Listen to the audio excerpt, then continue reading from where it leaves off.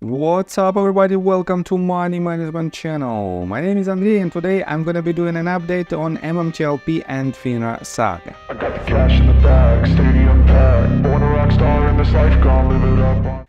And guys, today's video is quite different than any other videos that I made just recently.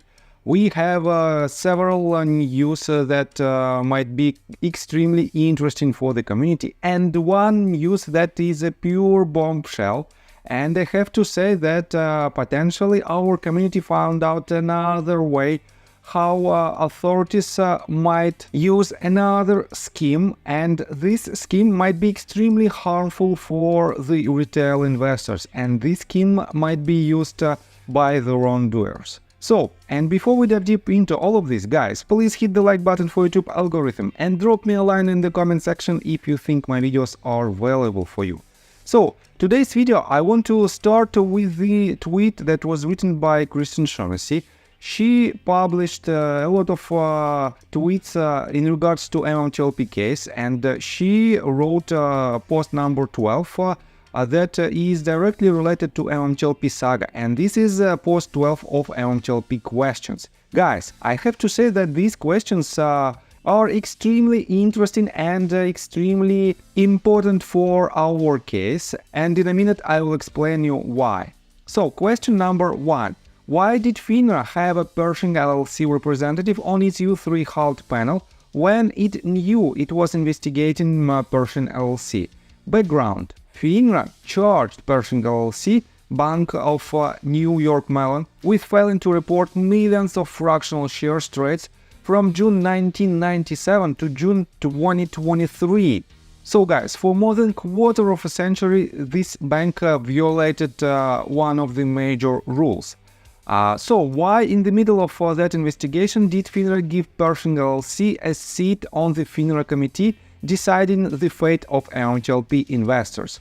Make it make sense. And as 741 Trey writes, the fine for continuously violating 8 rules for 26 years is $175,000. Guys, how ridiculous this fine is, and why in the world FINRA confirmed the person from Pershing LLC to be in the U3 HALT? And here is the documents that proves Kristen's words, and I have to admit that this set of questions might be extremely useful in RICO cases. And by the way, about RICO cases, we also have another update from Scott Trott, but first of all, I want to pay your attention to this tweet that was written again by Kristen Shaughnessy. She wrote, MMTLP, will SEC, FINRA and Congress move quickly to resolve MMTLP now that Scott Trott has sent the Korean Financial Intelligence Unit copies in English and Korean of his first amended complaint against Schwab, FINRA and GTS Securities. Background: South Korea banned short selling and is building a state-of-the-art system to detect market manipulation. Background tweets, and she added the link to her Twitter account with the exact post. So, life in prison is among the possible sentences for those caught illegal short selling in South Korea.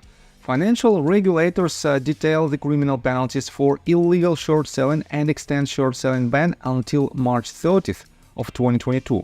South Korea threatens life in prison for illegal short selling.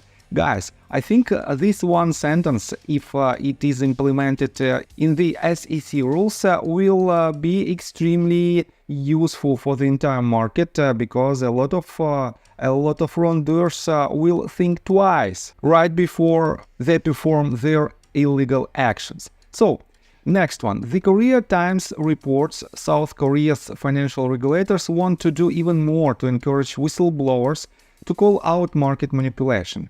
South Korea's financial regulators believe other countries would also find counterfeit shares if they do an investigation like South Korea did. And guys, this is extremely important statement that is made by the authorities of South Korea.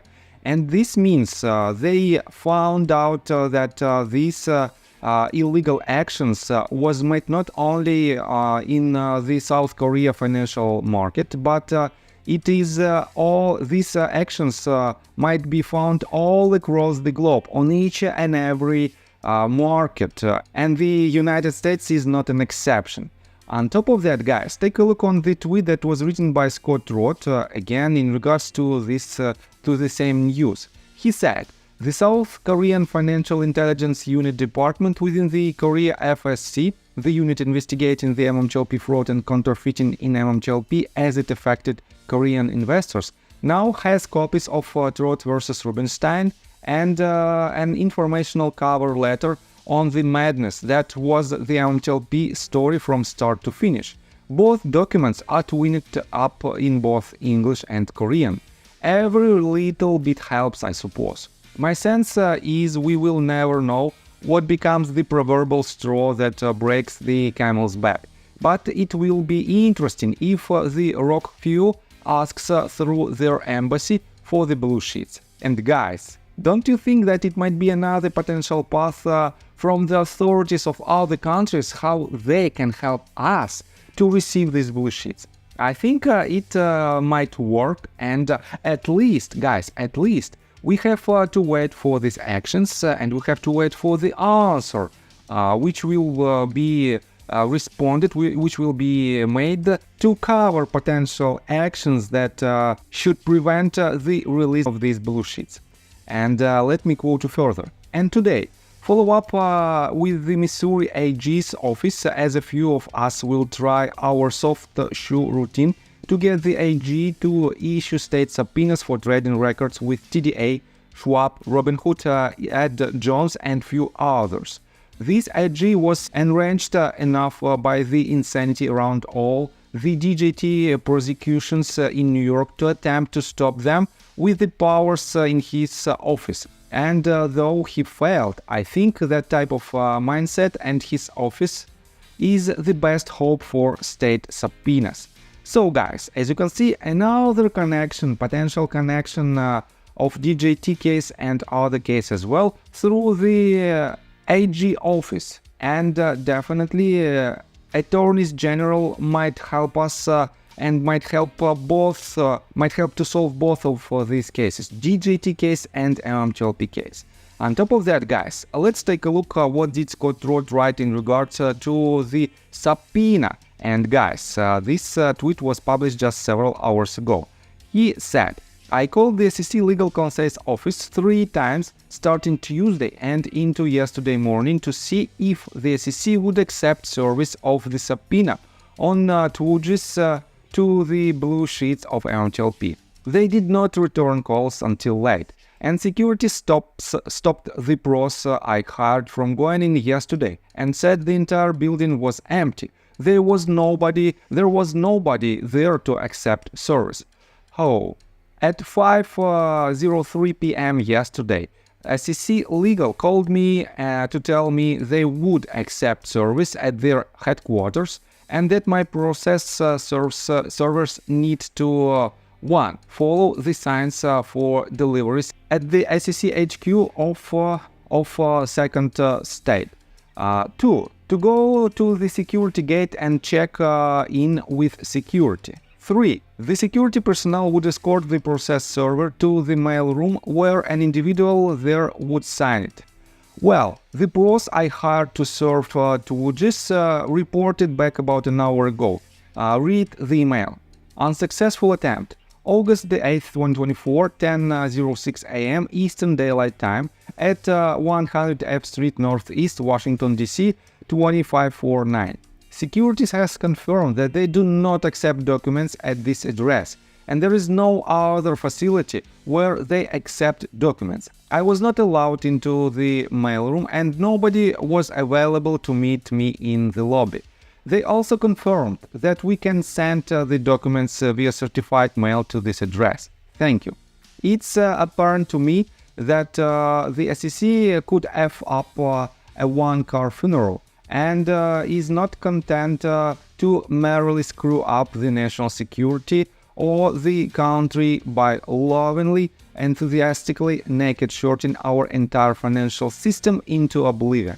So guys, I have to admit that these actions that was made by Scott Roth are quite obvious, because he has to deliver necessary documents to the SEC office. But guys, don't you think that SEC is trying to hide themselves, and they are trying not to receive this document in order to say that nothing was received, and we don't have anything in order to proceed these filings and this investigation? And on top of that, guys, take a look what did Mark Basil write in response to this. 5 hours ago he said, "Not sure about Vermont Federal Court, but in SDNY you can serve by emailing him the summons and compliant to his official known email address with court's permission. Just make application to the court that your process server followed their instructions and that was what they were told. Or you can prepare a waiver of service and email that and a copy of the summons and compliant along with it to SEC Legal and ask them to sign it. If they don't, then do the process above." So guys, quite interesting, and according to Mark Basil's opinion, it is quite obvious procedure, and SEC shouldn't prevent anyone to make this happen. But for some reasons, we have completely opposite actions from SEC in Scott Roth case. Does it mean that they want to protect themselves? I don't know for now, but it definitely should be investigated. On top of that, guys, take a look right here about the actions that were performed by FINRA and in regards to MMTLP. Rare did he publish this just 1 day ago. He said, "Serious question. If in December 2022 FINRA believed there were credible threats related to their U3 halt of MMTLP that warranted telling employees not to come to work unless absolutely necessary. Why, as the days and months, now 20 months, have gone by without a resolution, is it any safer for FINRA employees? For many in the MMTLP community, things have gotten worse the longer we've been in this situation. More lives have been taken, more relationships have fallen apart, and more people have lost their homes. There's been 2 FINRA annual conferences open to the public if they buy a ticket, but still no sign of a threat to anyone from FINRA. And now, when you look at FINRA's website, you'll see that they have the nerve to incorporate 85 years of protecting investors into their header. Here's the thing. Whether the threats were real or something FINRA made up, the fact that it was ever an idea is proof that you have not protected investors for 85 years. And I completely agree with this statement. Your organization is a fraud, and the proof is in your inability to provide a simple share count for a security that is no longer trading. It's also sad that on December 11th, as Sunday, FINRA prioritized keeping MMTLP halted until the symbol could be deleted, rather than working with the issuer to adjust the dates and revise the corporate action to protect both investors and FINRA employees. Also, if Georgetown professor and Ari Rubinstein MMI employee James Angel could pretend to be a TRCH and MMTLP investor, so can anyone else on social media. The MMTLP community doesn't endorse threats of any kind. So guys, I think it is quite obvious problem that authorities, especially FINRA and SEC, don't want to solve problems if they see anything that might expose themselves. And that is why they are trying to stop, they are trying to sabotage all the actions that might expose them. And I think it is quite obvious for us because we are in this situation for more than 20 months. On top of that, guys, take a look right here. Scott Roth 10 hours ago wrote this tweet, "God Lord, it never ends." And he refers to the tweet that was published 10 hours ago by 100 MPH. And 100 MPH wrote, "Warning, advisors are extremely dangerous via ATS AI protocols, lit exchange and dark pools, and SEC Edgar filing system via accession third-party access to filing financial reports. The AI technology, supported by regulation NMS provides FINRA the ability to leverage the market maker exemption in Reg SHO, is built into a venue unregistered exchange pipeline where cross-exchange trades, matching identifiers, fractionalizing shares, units of interest, creating conditional orders, pre-borrow with no locate because of the fractionalization of data, to facilitate a trading facility where transactions are executed by the participant clients and leveraged via securities lending and counterparty smart order routing with institutional funds that share the same network. White papers are no different than underwriting agreements these advisors have access to via lending agents, warrants, or other forms of share offerings. Once the document is uploaded, it is naked shorted without issuer consent. Guys, how cool is that? And this is a real bombshell. This loophole allows wrongdoers to nakedly short all shares on the market using this rabbit hole. It is the pathway to register unregistered securities by violating Rule 144 and have unlisted securities clear into the financial system outside the DTCC. It's a hedge fund's haven for derivative programming. The moment blockchain becomes securitized and collateralized in the current financial system, it becomes a part of a financial weapon that the DTCC and Fed uses via the UCC entitlement clause to steal ownership and property rights away from investors. And guys, I have to say that this scheme should be investigated as well, because it is a pure path of the naked shorting, and it allows the wrongdoers to do it easily via existing rules and services. And definitely, it is another evidence that this system is broken, and we have to fix it. We have to have fair and transparent markets, and to do so, we have to unite and push our case forward no matter what. And guys, let me tell you my personal story. I have a wife and 2 children aged 11 and 15, as well as a small dog. After 30 years of living in Russia near the Baikal Lake, we decided to move. Now we reside in Serbia.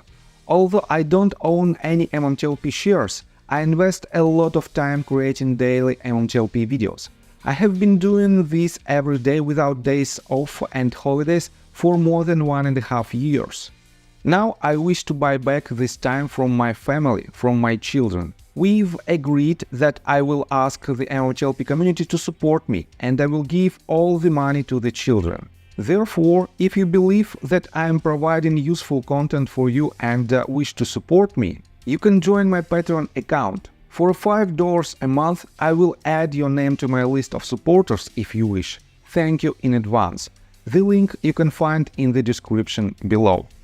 So, I think that's all information that I want to provide you. If you like my video, please hit the like button and subscribe to my channel, and see you guys and girls next time. Bye! I got the cash in the bag, stadium packed. Born a rock star in this life, gone live it up on the attack. Baby, I'm bad, I just wanna get caught up in this life. I'm crazy, I'm mad, doing no cap. Only God wants you.